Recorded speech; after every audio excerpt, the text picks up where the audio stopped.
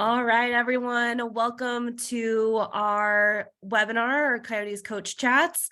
We've got Bear, our head coach, as well as Joe Bonnet from USA Hockey.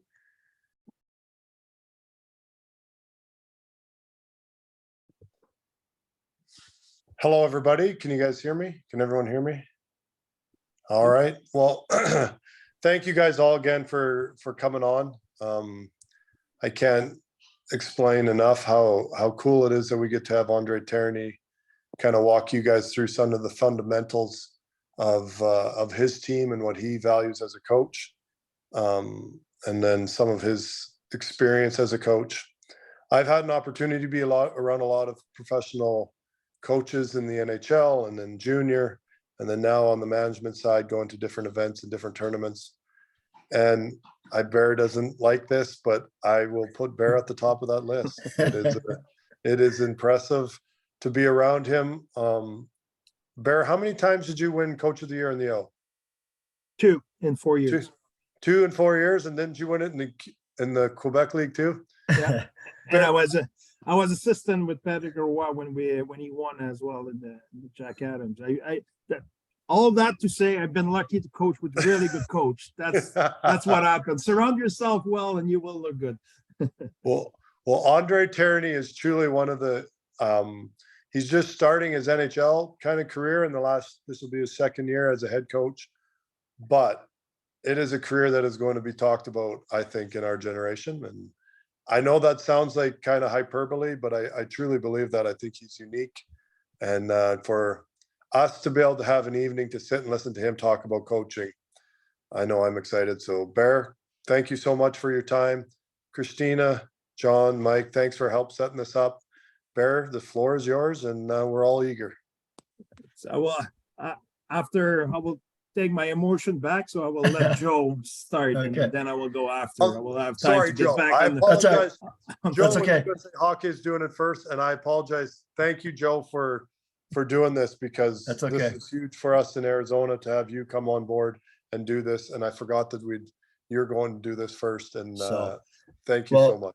I will take a short time. I'll get out of the way because I know everybody wants to hear Bear, but I want to double up on what Shane said about Bear. He's a true gentleman of hockey, and not only did he let me kind of cut in front of him tonight, I remember the U.S. team was playing against the Team Canada in the Holinka semifinals with the 0-1s, and we had a rigorous ending, and Bear was a true class gentleman there. So that was my first impression of Bear, and to be able to work with him again and have a little bit of a friendship with him now is awesome. And thanks again, Bear, for doing this. Thanks, Christina and Mike, for setting this up. This is one of the most favorite things USA Hockey does, is to pair up with an NHL club like the Coyotes, and continue coaching education. And I'm going to talk real quick and just give you a quick little update on what's going on. So the ADM is in our 13th year. We're getting ready. USA Hockey is getting ready. We're headed down to Orlando, Florida tomorrow for our winter meetings. And we are real excited about the future and the direction of what's going on in our country. And I just want to remind everybody what the ADM is. I think when it first rolled out, everybody thought it was cross ice only, cookie cutter station based, coaches with helmets, and blue puck.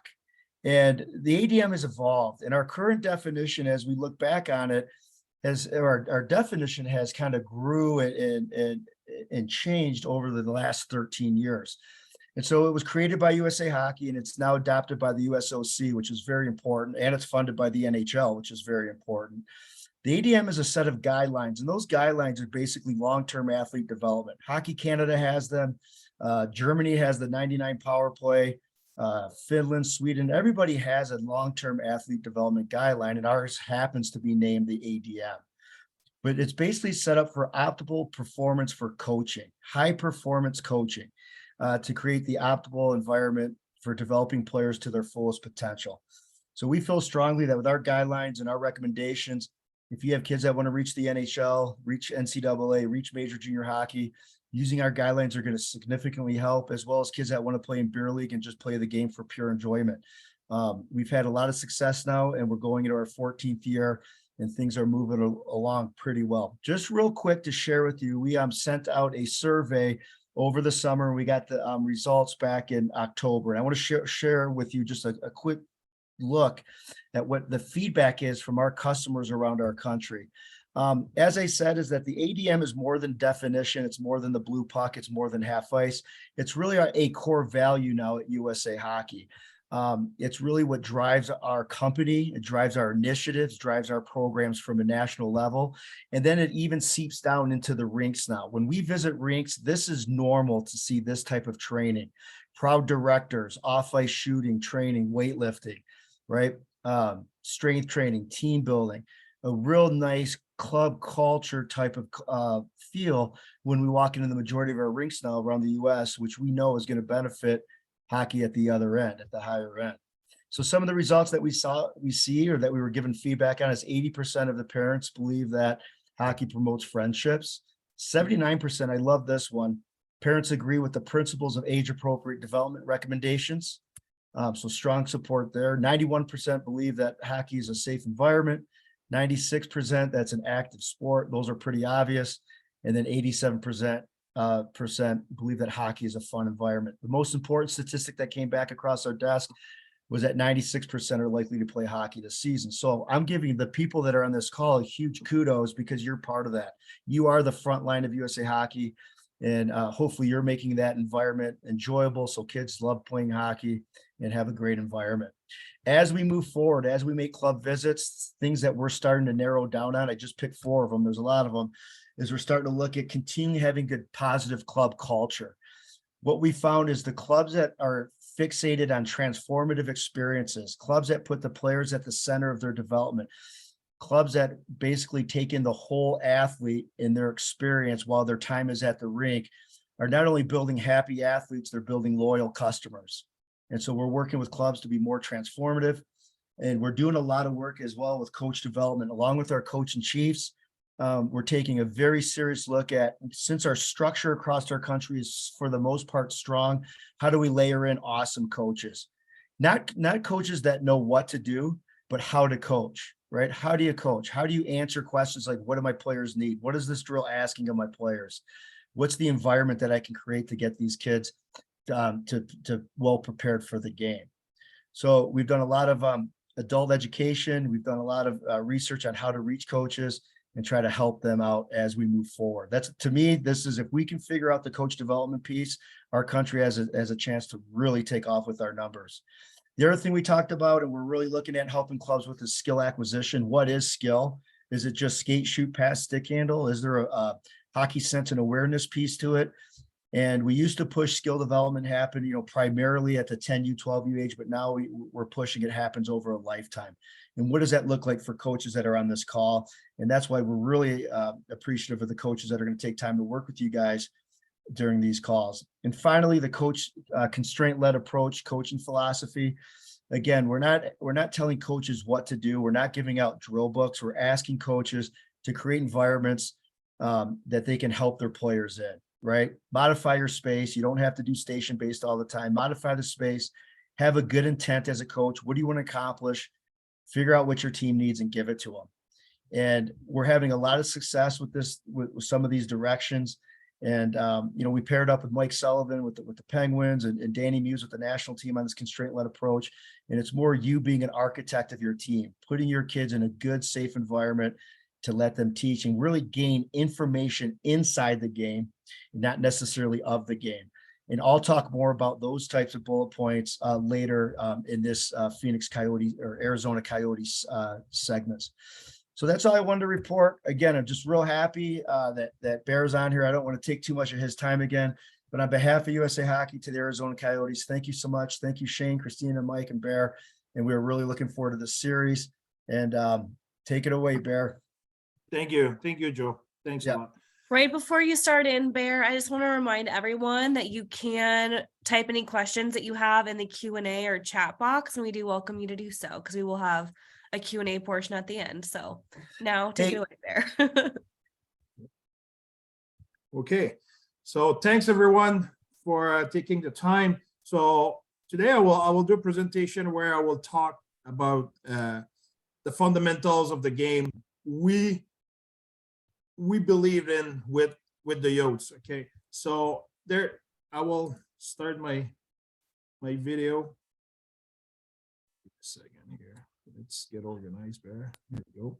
There we go. So here. So can you see my Arizona Coyotes fundamentals on the screen? I guess so. No answer. We can see them. Yeah, okay, perfect. Okay, so what we do with the Yotes is, that's a big, I believe in that, and I have that with as well when I was in junior, but I had that with Hockey Canada as well when I was coaching the national junior team.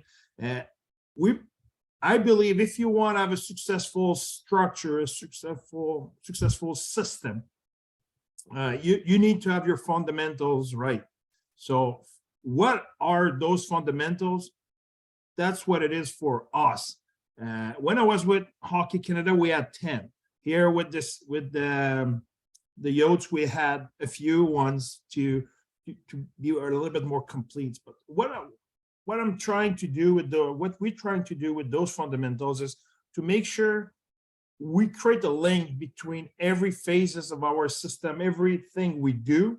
We don't want to have what often the coach would call details up in the air.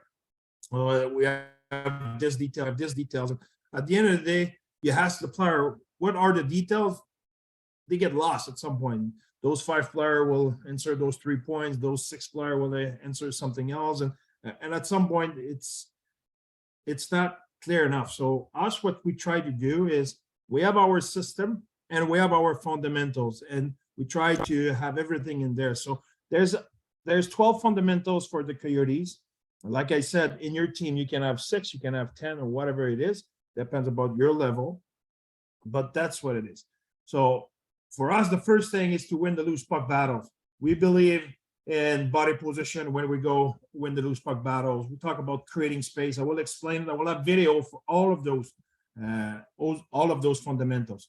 A second, quick, creating 2-on-1 offensively, playing fast, next play mentality, having a puck movement mentality, moving the puck quickly, having a goalie presence. We try to not use net presence because we don't want to be around the net. We really want to be in front of goalie, take his eyes away, and do a good job of that. The other thing is reloading, be on top of the puck, stopping on puck, being on the right side of the puck. That is certainly language you may use in your team, making sure we're reload, making sure we're on the defensive side and all of it. So we have a category for that. We talk about angling, having good stick.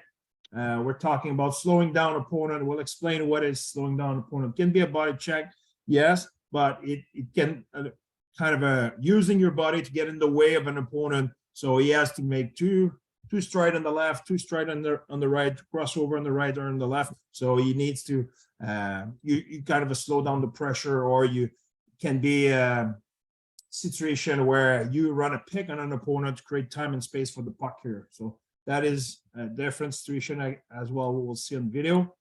For sure, the block shot.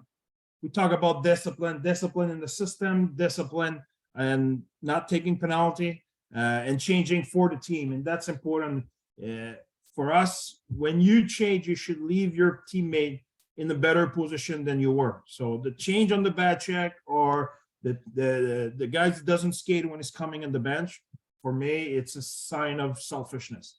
Your Pat Burns, the late Pat Burns was saying, your last 3 strides are the first 3 strides of your teammates. So if you don't skate the last 3, it's you put your partner in a situation where his first 3 stride has to be way harder, or he has to catch up the game. He's a little bit late in the play. So we want to change for the team, and we'll talk about puck management.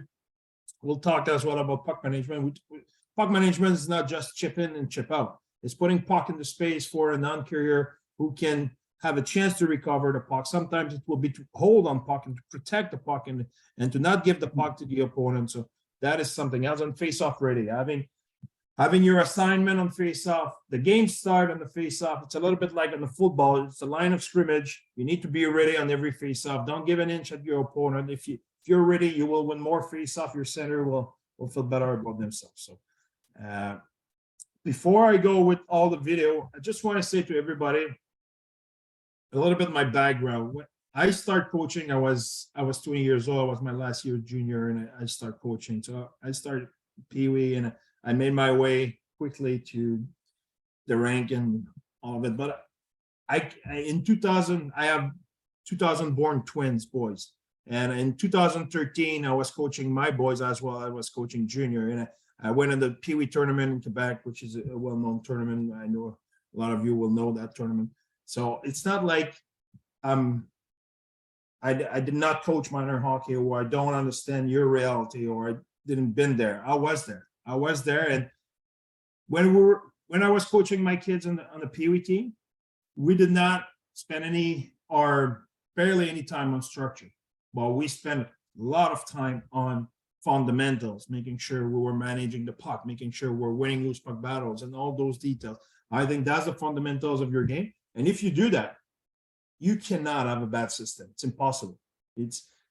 And most of the time, if your system is no good, look at your fundamentals. That's the problem. And that's my big belief. So winning loose puck battles, we talk about high compete level, taking pride in winning loose puck battle, winning 50-50 battle, position over possession. We'll talk a lot about that. We'll explain why. The first 3 steps has to be hard. Cutting hands.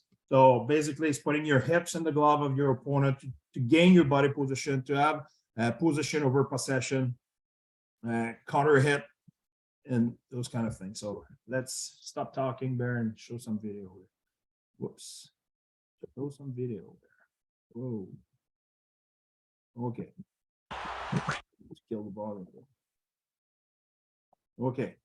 So just we'll see here. The situation will be right there. There's a loose puck battle. See, Boydie will just give the elbow, use his body position to win the battle. Same thing here in the corner. You see Nick Ritchie will get position before possession. You see the puck's coming. He's not going right at the puck, going right at his opponent, cut the hands of his opponent, gain body position, and then he's going at the puck.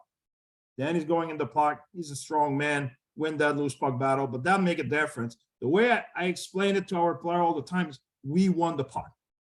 Why we want to do that? Because we won the puck.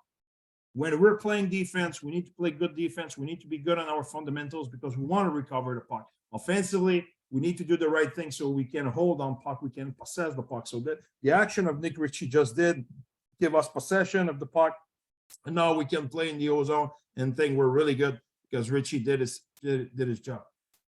Same thing here. There's a loose puck battle. You will see Crosser will go right in the hands of his opponent. So take all the strength away of his opponent, win the loose puck battle, and we're going. So for us, the body position in the battle will be really important. Here's the same. Mike Bunting is a little hedge on Days and Mayo. Mayo will work to make sure he's getting in the glove of Michael Bunting. And now it's the compete level. It's the willingness, and that earn us a loose puck. Be another example with Nick Ritchie here is going, just get his shoulder in front of his opponent so he can win the loose puck battle, and now we remain in possession of the puck. Second topic, we talk about creating space. What we mean by creating space for us is when, example, it's puck was rimming and you go get the puck, you don't want to be like a Garfield in the window and be stuck in the board and getting pinned, and now you have no time and space. It's how to use your body to maybe counter hit or to push your opponent, stick your ass out, do all those things to create space. It can be as well, you're in full possession of the puck and you will use your skating ability to create time and space, create separation. You will make a tight turn, a cut back, and then you need to those 3 steps to create a separation, so it will give you possession. So give you some example of that. And again, I will say at least every week we put on the video here on the loop with our team in an NHL level example of fundamentals well executed in a game. I can, at the end of the conference, I can show you what we have for tomorrow. But after every game in the review, I have a loop in the players' lounge where they see fundamentals well executed. Okay, so here we'll see an example. Liam O'Brien is in possession. He will use his body to get right in the hands of Morrissey to create time and space for himself. So he create time and space for himself by using his body. Here, it will be Antoine Roussel. You will see, we'll do it about 3 times on that. He will always get protecting his hands by getting his ass in the hands of Jimmy Benn. That allowed him to control the puck. Once here, Here again, he used his knee. Now he get the puck. Again, he will use his ass to get in the glove of Jimmy Benn. That allowed him to have possession. So he controlled the puck a lot on that, but it was not by puck handling and all of it. It was by body position. So here we'll see another example of body position in the battle. Barrett Eden's coming is one of our best player, if not our best player, in protecting his hands like that. Same thing here. JJ Mosher is going right in the hands of 14 here, gain the body position. So that's a way to create time and space. Great job by Coley here. We'll just trade a little bit of time for him instead of going the puck. We'll hit his opponent, create time and space for himself. Now he has possession. He can make a play with the puck. Okay, so here, that's creating space by driving the net, by driving right at the defenseman. The way Kels will drive the net, with the speed he will drive, he will attract two guys on him. That will give us time and space. If you see two defensemen going at him because it's going through, that opened the seam on the weak side and give us a great scoring opportunity. So that's another way to create space, not necessarily for yourself, but for your teammate. Again, here can be as well attacking space. So there's space in front. You see Fish here will protect, use his ass. Now he move, take the space in the middle of the ice. The ice was not available in front of him. He attacked the space in the middle. So great job for him to take the space and create time and space for himself. Here will be the spin in front of the net. You're here, you're in the battle in front. Not just accept the pressure. You need to create time and space by yourself. It can be by spinning, like Crosser here will do. We'll spin on the box out, and here allow him to take the rebound here. That's a great play by Crosser. There's Strisha here, same thing by Schmaltzy. If you look Schmaltzy here, we'll trade his time and space by skating. Tight turn, recover the rebound, score a big goal. Okay, next topic, we want to talk about second quick. What's second quick for us, basically, is when there's a one-on-one battle, we want to be the on-man guy in the battle. So let's say there's a defenseman and the forward who's and an opponent who's going in the corner. I assume there's a buddy contact. We want our next guy, our next to go as a support and to be the second quick. Be right there. Don't let the one-on-one battle hang right there. We are extremely fast in our second quick. For us, the way I explain it to the players, if you're 70% sure you will have a buddy contact, you're going right away for second quick. Some coach here on that call, they're more conservative, more defensive. They'll say, I don't want to go too quick. I don't want to have a double coverage. I don't want my guys to get beat. I want him to stay in coverage with this guy. That is your rule. You can do it the way you want. Us, we want to be really aggressive. We want to play with a lot of tempo. We don't want our player to be on pause. We want rhythm.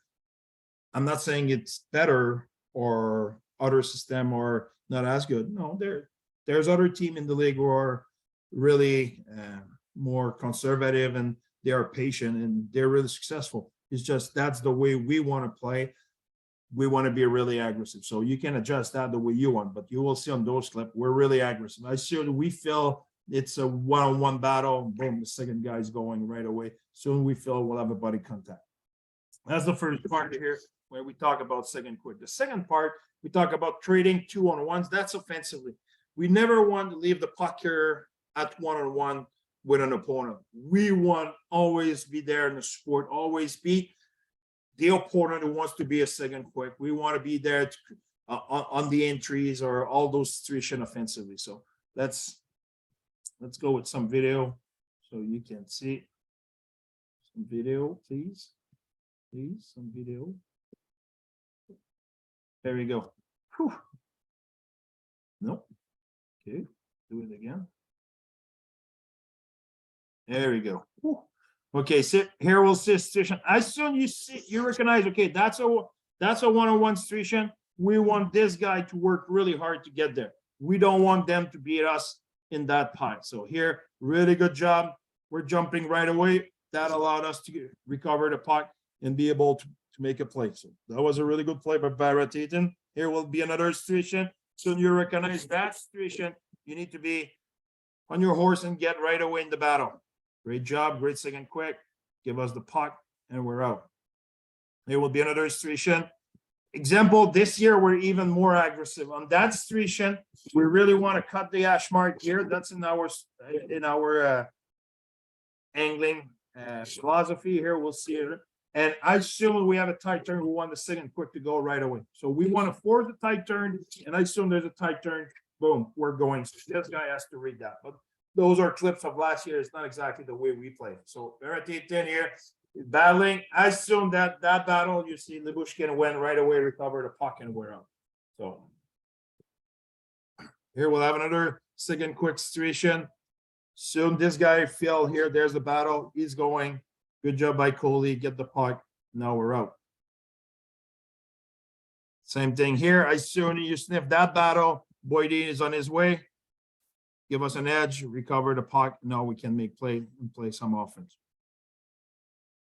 Again, here, I assume there's a battle. You see we're jumping right away. That's Mo who jumped right away. Next topic. Here we have goalie. Whoa, goalie presence. Okay. So I think it speaks for itself. I will let it roll. But I think every coach in the world know how important it is. Here you see Bennington trying to find, and he's slow on his reaction, slow on his movement, because Beagle did a really good job of screening. Here you have Obi, goalie's looking for the puck. Now he get beat on the rebound. So here another situation here. Really good screen. You will see in the replay. Goalie could not see. Great shot by Czech and beat the goalie. There we go again. Here, look at the goalie. Cannot see anything. So now he will be slow on his movement and he get beat on the shot.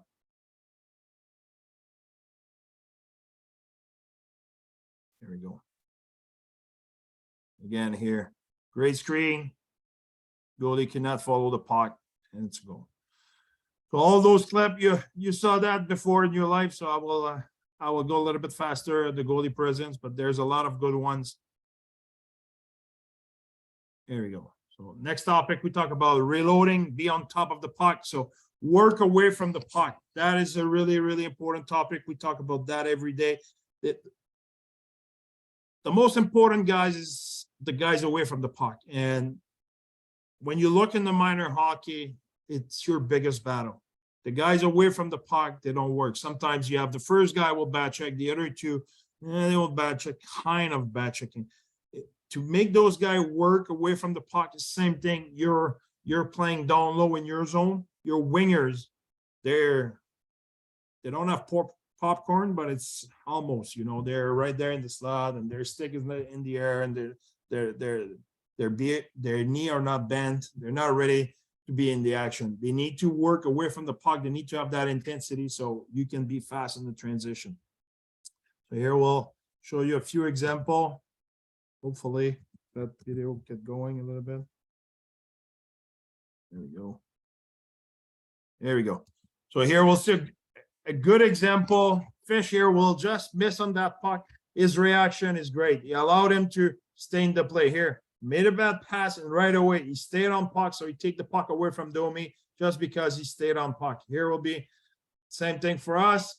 We're tracking. Look the numbers. We have a lot of guys coming back in the middle here. So allowed us to be on the right side of the puck and cut the play. Great job here. Everybody's reloading. So now our D can be aggressive on the forecheck because we have numbers on the way back. Now we cut the play. And again, we won the puck. We need to do those details so we can have the puck. Same thing here on the breakout. Our defenseman moved the puck. After moving the puck, we want him to get back inside. We don't want him to stay along the board because he thinks maybe the puck will come back here. Because maybe the puck is coming back here. But if the puck's coming back here, this guy now can attack. So you see the route of Czech. Czech is coming back through the middle. So if anybody inside recover the puck, Czech will be in position to react. So great reload by Czech. Now he moves the puck, is going in offense. Same thing here. Look, that defenseman, the puck's moving here. He has to come back inside. I don't like that kind of stuff. Same thing for him, because now you see the situation, it's a 2-on-1. So we want to be better than that on those plays. So here we go here. Love that action. Now we're reloading inside. Have numbers inside, cut the play, we're going. So when I talk about away from the puck here, was going for a second quick, did not happen. Get back inside. We have numbers inside. So now they put pucks at the net. We have numbers. We can have a transition. So we can have the puck and play with the puck. Talk about angling, having good stick. I coach at every level, and I never been satisfied by being, I never had a team say, okay, we're good enough in angling and we have good enough stick. I never hear a coach say that. I don't know if it's a sickness of every coach, but we always want more, better angling, better stick. Make sure we stay above, finish in front of the puck carrier. We don't want to finish behind. I'd rather the puck carrier to be able to cut in the middle because I can stay the side than getting beat up ice, finishing my route behind the puck carrier. So the puck carrier beat me up ice. That's really important.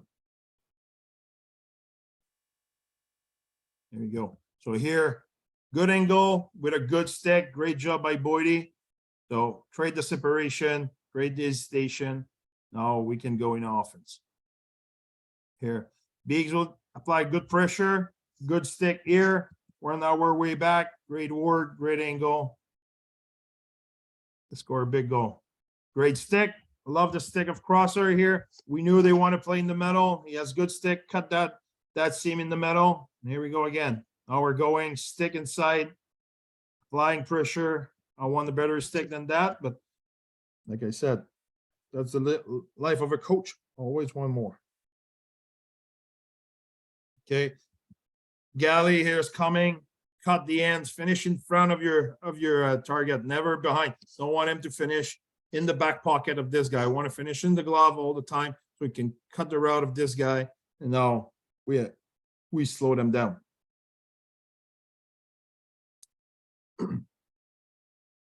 Great stick, great job. Louis Eriksson, great stick here, great job. Take the stick away. Here we go again. Here, another good stick. Stick are so important. A lot of example here along the board with good stick, and that lead to good offense. That was a big goal for Banner. It was golden mini. So slow down opponent. So when you talk about slowing down opponent, we talk, yes, finishing your hit, finishing your bombs. Doesn't have to be a big hit. Just have to allow you to stay on the right side of your opponent. Sometimes it's the reverse. When you try to hit too hard, you slide on the wrong side of your opponent, and now he can beat you up ice. So that is something we talk about. We talk about running obstruction, be a pain for your opponent, skate in their ice, cut them off, chip the body, whatever you want to call it. Take their stick away as well. We see that a lot in the NHL when the non-carrier drive the net, will take the stick of the defenseman, allow them to make a play. Actually, Pittsburgh scored a goal like that on us yesterday. A guy named Sidney something caught at the blue line, take the stick of our defenseman, and Zucker went around our D to score. So that was a big play.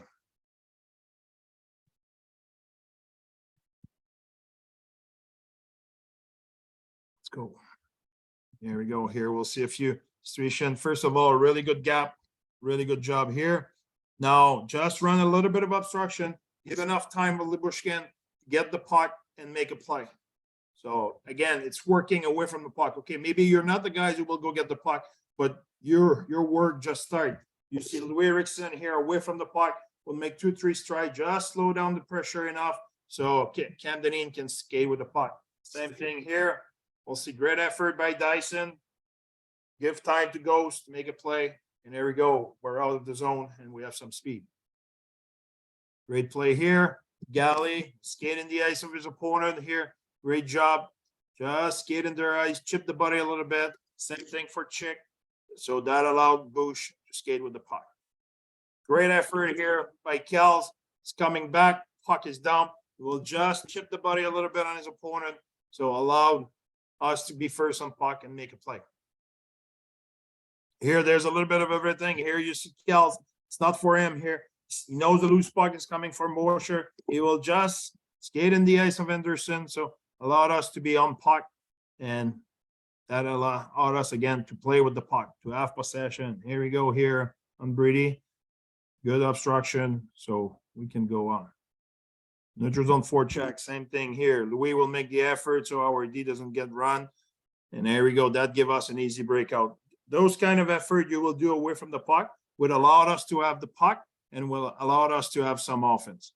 Here we'll see an example offensively. Kells will kick out will take the stick away. That opened the seam for Galley if Schmaltzy will have choose to do it. Same thing here, coming, pick the stick of the defenseman, allowed us to take a good shot on net. Kind of.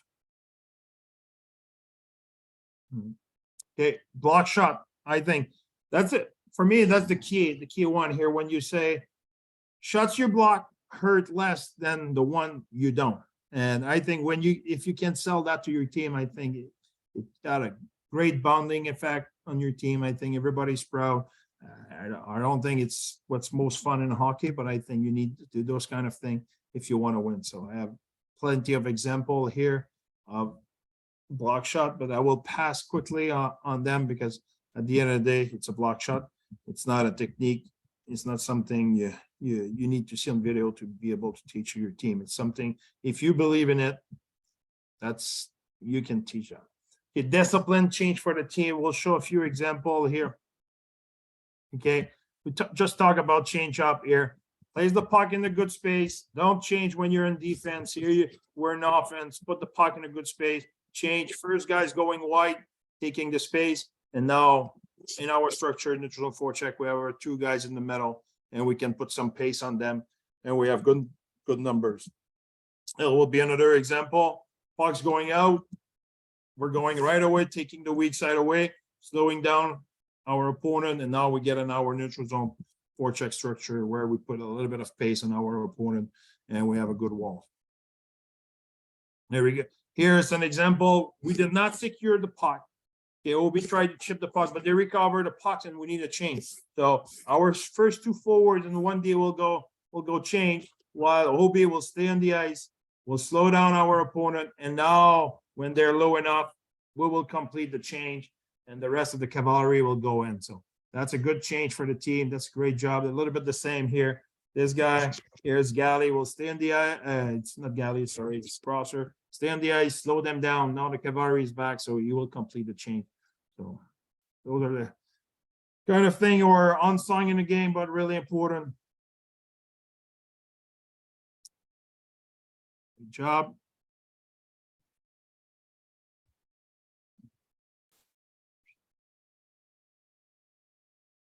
Okay, next slide. Sorry.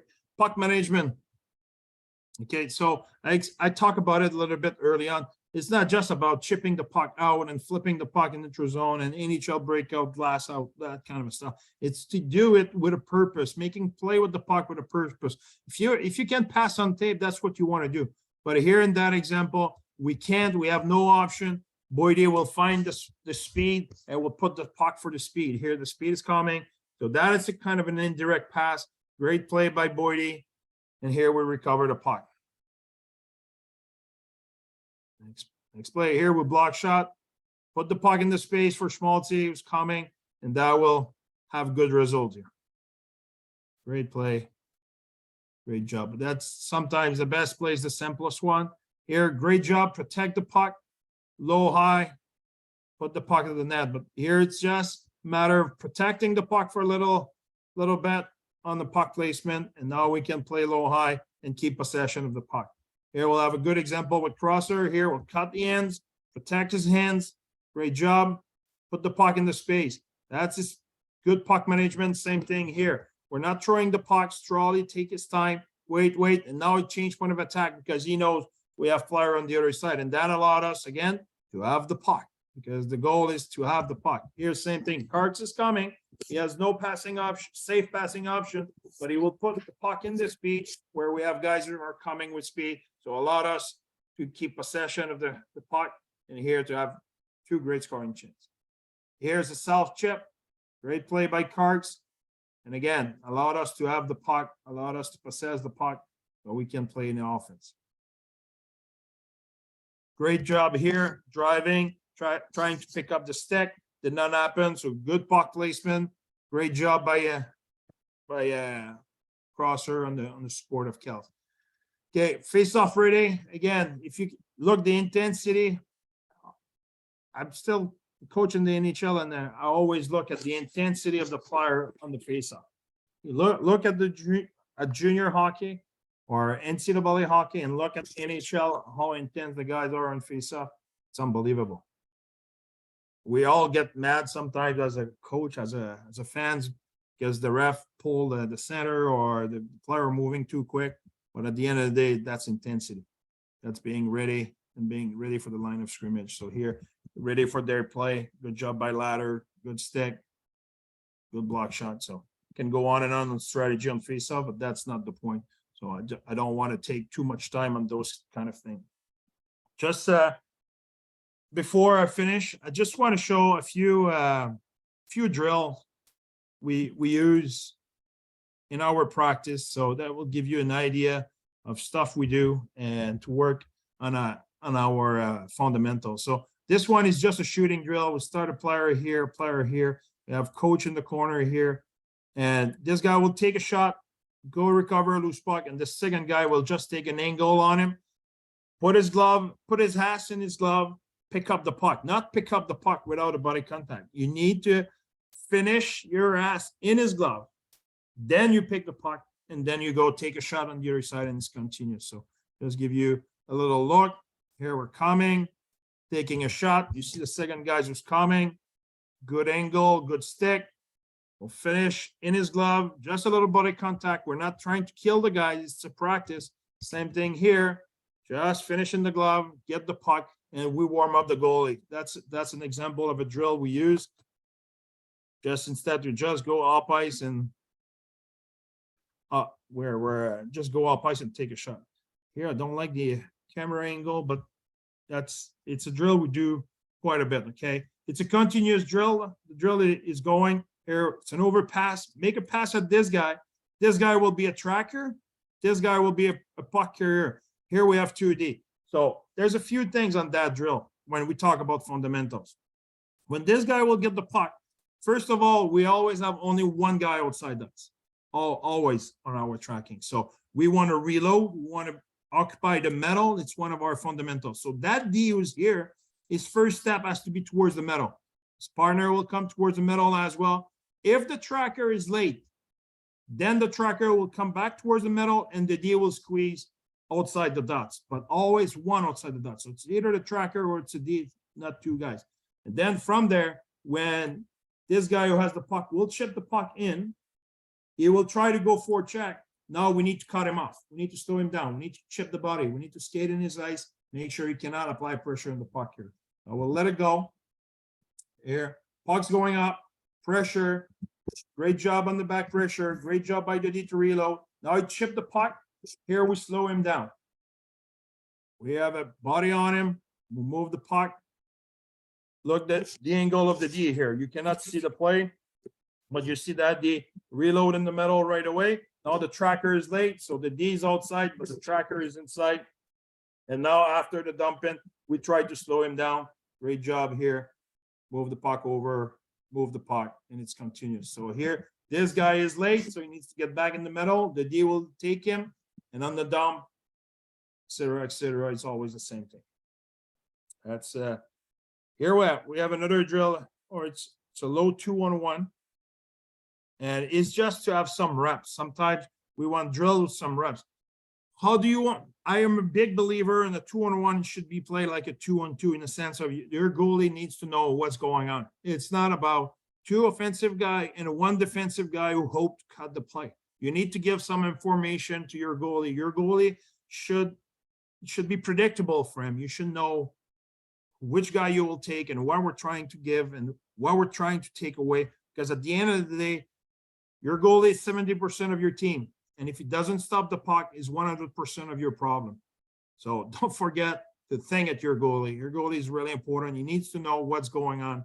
And it's not just hoping or gambling. So here we pass the puck, then this guy will move the puck. Then he becomes the defensive player. This guy can move the puck wherever you want. So if you move it here, say those two guys coming 2-on-1 against this guy. So it's a quick drill, a few pass. And here for us, it's how to play the 2-on-1, shot from an angle, that belongs to the goalie. You need to make sure any pass or any rebound belongs to the defensive player. So right away, give a second puck. This guy's a defensive player. You bump the puck here, move the puck there. Who's the most dangerous guy? We certainly don't want to give that one-timer, rather to give that quality shot here. So that's a quick drill. It's not complicated, and you do it at both sides of the ice, and it goes super fast. Here, we have another drill we call the McGill drill. One of my son played McGill. I went to watch one of their practice this year when we were in Montreal, and I stole that drill. That's the way it is. So here it's continuous. Multi, just take a shot. After your shot, you're coming and you get an angle on this guy. You can do it two ways. Us, we want to do it as a shooting drill. So we do it for the offense. This guy in the offense has to come, cut the ends of the guys you try to angle you, just to protect your ends, to take a shot after your shot, you're coming back, you're going on the other side. So here, we'll see this guy here needs to cut inside here, cut in the stick, use your knee, take your shot, and now you're going on the other side. They're coming. This guy needs to cut inside, try to get a quality shot, not like he just did.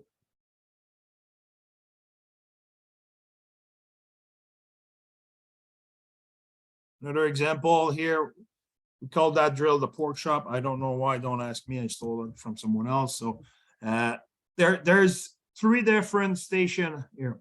Here we call it swing your ass. So in the middle, you have a guy here in action, a guy here, Meyer will be here. We'll put a puck like kind of a 1/3 of the way from this player. So this player will go around the puck, don't touch the puck, use your ass.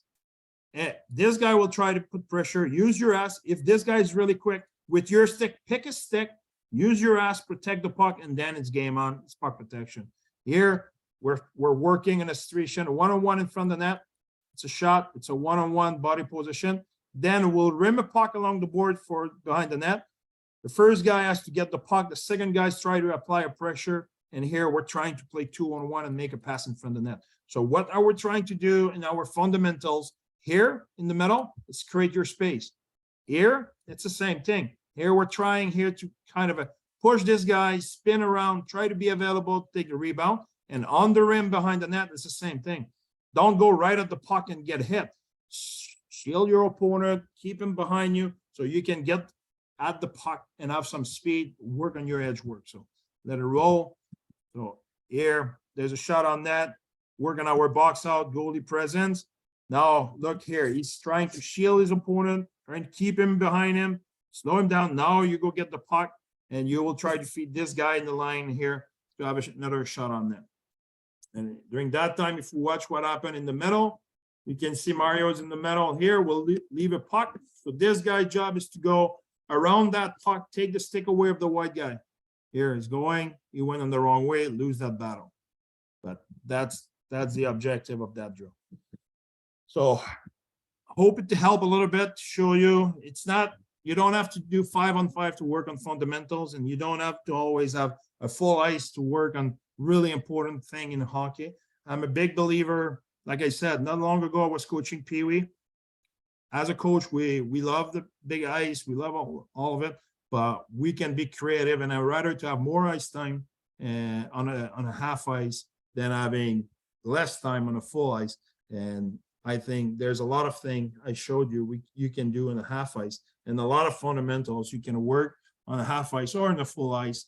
And for me, more player in action, better it is. So that's my big philosophy in practice. So I hope I answer a few questions, and I hope you have a few questions for me, because it's always tough when you do a conference like that to answer as many questions as possible and to give enough details. But I had a limited time, so I hope I help you a little bit on some details. And Bear, I've got just a couple questions for you. Like when you talk about your fundamentals for your players and that, and your current players, who comes to mind as having elite level skill in some of the fundamentals, like for puck protection, creating space, stick skills?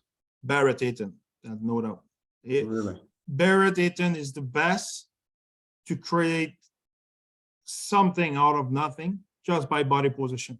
I'm not talking about skill. Okay, Clayton Keller is skill, like wow, but that is God gifted a little bit. You can work at it, but I'm not a believer you can be Connor McDavid if you work really hard.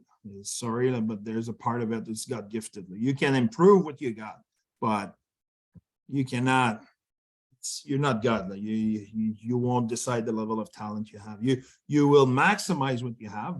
That's what you need to do. And I think Barrett Ayton is really, really competitive, really good at body position, really good at protecting the puck, and he's detailed to the roof.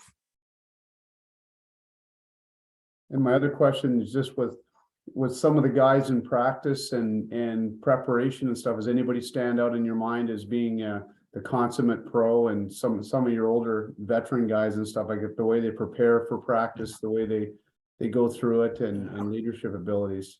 Oh, we have a bunch of that. I think Crosser is certainly rock solid. His detail is everyday work on skill before practice. He work after practice. GJ Mosher will be another one. Mo is really, he's the kind of guy you need to kick off the ice. I like Nick Bustad as well. He's really detailed. We have a lot, that's what people, and I can't say that because I've been in every level. I've been junior, I've been World Junior, national team, all of it. The difference, they're a pro for a reason. They're not just pro because they have skill. They're pro individual. They're guys who work at their craft. They're developing. Honestly, if you don't do that, you won't survive in that league. And I remember when I was junior, every year you have guys who go at pro camp and they come back, and I can't believe how hard Ryan gets that word. Oh my God, he's in the gym before practice, in the gym after practice. I can't believe it. Seriously, you can believe that? You think he's that good and he doesn't work at it?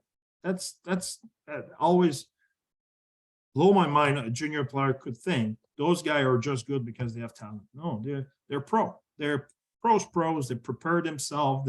They're ready for practice. They work hard in practice. They're detailed. They want to know what they can do better. They pay attention to their craft. They're pros. So there's guys like I said, Crosser is special. Antoine Roussel last year was unbelievable. How hard he worked, those kind of things. But the question will be way tougher if you tell me in your NHL career, who did not work example at the standard of a pro player? Oh boy, I will have a few, but I don't have a lot. You will be disappointed. The list will be really short. Christina, do you have some questions there with our Q&A in the chats there? Yeah, so I have a few. One, you kind of mentioned that you grab drills from other coaches. Where do you go for inspiration for creating your own practice plans and drills? That's a good question. I have first, at our level, you need to understand we try to have as less drill as possible because the ratio is different than yours. Us, we don't practice once per game. We practice less than the number of games we have. So, example, we practice sometimes once a week. So you don't want to arrive in that practice and bring 3 new drills. Let's say you do 6 drills, you bring 3 new drill. Come on, we practice once a week. You can find drill we know, so we don't have to waste time at understanding the drill and executing the drill. We use drill we already know. We use 25 to 50 drill max per year. I'm not. We won't hit 50 this year. There's not a chance. We'll be with our schedule the way it was built. Let's say we have 35 drills. That will be it. And if you look at it, we have about 5 warm-up drill, 10 shooting drill, 5 or 6 rush drill. So it goes fast. And then you have your fundamentals drill. So there's not that many. Example, if we work on angling, we have 2 drill. We have the drill I showed you on as a warm-up, and we have a Colorado angling, which is a neutral zone kind of angling where there's a little bit more pace and a little bit more battles. But when I was junior, it was different. So to answer your question with more purpose, I will say when I was junior, I was looking a lot at when I had a chance to watch other practice, and I always still drill for everybody, and have been lucky because being part of the national team make you work with other really good coach. So when you arrive in the summer or whatever, you work with 4 or 5 of the best coach in the country, and you arrive and you talk about drills, and you all run your best drill. You don't go coach a national team and arrive with your C drill and say, oh yeah, that drill is so-so. Well, I will bring that drill. You bring your best drill. So you steal from other coach best drill, but that's where I took my drill. But I'm at the stage where I delete more than I had. That's where I am. At some point, I always say the drill is not important. The drill is not important. The coach in the drill, that is important. If they don't do it right, what do you do about it? If you don't do anything, don't worry about the drill. It's not the drill the problem. It's about you. Do you correct the player? Do you talk to the player? Do you accept lesser intensity? Do you accept lesser detail in your drill? If you do, don't worry about the drill. It's not the drill the problem, it's you the problem. Christina? All right. So kind of along that line, how did you make the jump from coaching Pee Wee to coaching in the NHL? Yeah, that's one step at a time. I didn't go from Pee Wee to the NHL. I know that. No, I went Pee Wee to Benton to inside of 3 years. I was junior major. I was 24 years old. I was coaching junior in Canada, junior major in Canada. Just before I saw Spinak Mikalik was on the chat earlier. ZB arrived in Shawinigan right after me, so that's few years ago. But I was assistant coach with Denis Franker there, and from there I went back, coach midget AAA, coach junior major for 11 years in the Rwanda, and from there Colorado with the Avalanche with Patrick. Then I went with the Ottawa Senators, went back in junior for 5 years, and now the Yotes give me the privilege to have an opportunity. Awesome. Got the whole resume. I love that. Yep. Question about practice planning. Do you plan a week out, a month out, day of? Do you have an overall plan for every practice of the season, or do you kind of tweak the day of? Okay, that's a good question. In the NHL, it's day to day because it's not the same training camp. If you want, we have a plan. Okay, we'll start by teaching that zone or whatever, and that's that phase of the system, and we move up, and by the end of the training camp we saw everything. Okay, now we're dealing with pro. We can change a forecheck by going on the board in the NHL and say, okay, well, we'll do this and that, and the guys, oh, no problem, we got it, and they do it. There's no other level like that. There's even the AHL or any other level, you cannot do that. So you need to practice. So in junior, I had a plan for the year. And again, I was trying to, when I say a plan for the year, I should be careful here. I had all our system, and I was trying to see our system as fast as possible, knowing full well won't be perfect. But I was trying to see it as fast as possible. And after, I was restarting in the same order, slowly. So again, first thing I was doing junior is the fundamentals. Seeing all the fundamentals, no system for the training camp. And then we're almost at the end of the camp, we're starting our system, going really fast in our system. And then when we saw our system, we were coming back at the basic, and we were building I will say to perfection, in the sense of as perfect as we could be, or as good as we could be. Example, I always start D zone, tracking, O zone play. That's always my order. Why? Because we need to get organized in the D zone and on tracking if we want to recover the puck and get out of that zone. And in the O zone play, for me, I want the puck. I'm a little baby. I want to play with the puck. If we spend the game without the puck, as a player, I had no fun, and as a coach, it's the same. I just feel with defend all the time. I want to have the puck, so I spend time in the O zone.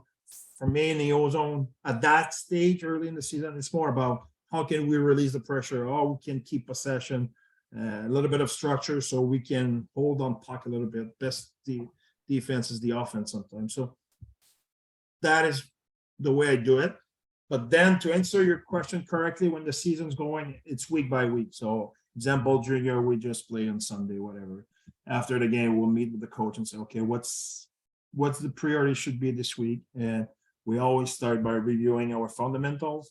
Okay, how's our fundamentals? Which one we need to put time in on video or on the ice, probably both. And then after we go with system, special teams, and we build accordingly. Sometimes we have a list where, okay, now I need to be by myself a little bit as a head coach, and I review the list and I put priority and say, okay, I know, example, our tracking is not at par with what we should be, but okay, we have too many things. And so I cut things, and then I write with the plan of, I don't, the way I split it with our staff, it's always, example, Mike, we need to work on our D zone coverage. We need to work on our D zone coverage, to work on our winger, example, stuff like that. So Mike, you take care of that. I don't tell you what's the drill. You run it. So you will have 12 minutes in the practice. You can either have a 12-minute drill, or you can have a 4-minute drill and an 8-minute drill if you want, but you have 12 minutes. You fix it.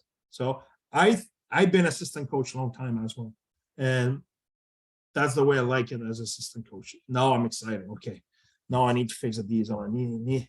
Now I have responsibility. Now I can hone it. If you tell me, okay, you will run the D zone, that's the drill, and that's what I want you to say. Okay, I will go to the board and I will repeat what you just said. That's not for me that give him responsibility to your assistant coach. Not at all. As assistant coach, you don't get me going at all. I feel you don't need me. So if you want me to get it going, give me a responsibility. Hey, what's going on with our forecheck? Find solution. Hey, our F2 doesn't understand. How can he understand? Oh no, I'm a dog on the bone. I won't rest until I find a solution. So that's the way I spread the job with the assistant coach. Example, we say, okay, we want 3 shooting drill. We need to work on our D mobility with D-point shot. So Mike, you got the 3 shooting drill. You have 4 to 6 minutes per shooting drill. Make sure we have emphasis on D moving the puck and D shooting the puck. So you got it. So that's the way I like to spread it. And as a head coach, I keep what I want, so there's part of the game that's mine, and I keep it, but I spread it with my assistant coach. That's the way it is. So when after the Sunday game, I build a plan, and then I text, email, whatever, the coach, and I say, okay, here Monday you will have 12 minutes in the D zone. Tuesday we won't work at it, but Wednesday you will have a review. You will have 6 minutes, and that's it for the week. So that's what you have, and I will do that with all the staff, with all the part of the practice. I want to dish to someone, and that's the way it will be. Christina, we probably have just time. One last quick one for coach there. Perfect. So the question is, discuss talking to your younger players versus older players. I believe they have to receive info and messaging differently in terms of constructive criticism and motivation. I think this goes across the board of all different personality types. What are the different ways you as a coach might communicate to your players? Yeah, boy, no, we need another hour. Oh boy. For me, that is the most important thing, and that doesn't have any link with ages. It's not about age. I don't respect more one individual with the others. For me, respect is earned, and I will respect the career of a player. Example, you play a 800 game and the other one play 8 minutes in the league. It's not the same thing. I understand that, but that won't change the way I talk to him. Both of them will talk to them with respect. Both of them, I will talk to the person first and then the player second. So we use tools to evaluate and to learn to know our player personality, what's their communication style, because like I said, I can answer that answer will never end. It will take hours, but there's a thing in life where I learned with the time is you don't talk to the people the way you would like to be talked to. That's true. That's false information. That's not true. I have a direct, lot of drive as a person.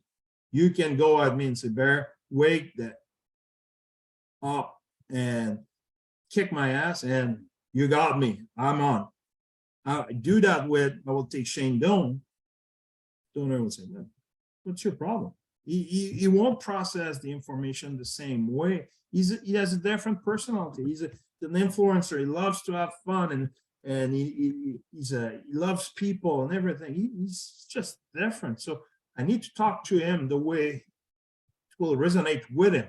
So it's not for me about Donor is older or younger than me, or he has more experience or less than me. No. It's about he's a different person, and you need to have interest in that as a person. You need to have interest in all of your player. How can I communicate it with him? Who will resonate with him? And how the most efficient way to send my message to that person? I think that is the right answer. So for me, if he is your best player or your worst player, he's not. He's a human being. I always start with he's a good guy. Until it proved me wrong. That's he deserved my respect the same way. Like I said, I have so much respect for Andrew Ladd, who played 1,000 game and win Stanley Cup, and he's a warrior. And it's not just respect. He's an unbelievable human being. But the first time I talked to Ladder was not any different than the first time I talked to Veg. I respect them both. And with the time, Ladder earned my respect even more. And he's an unbelievable human being.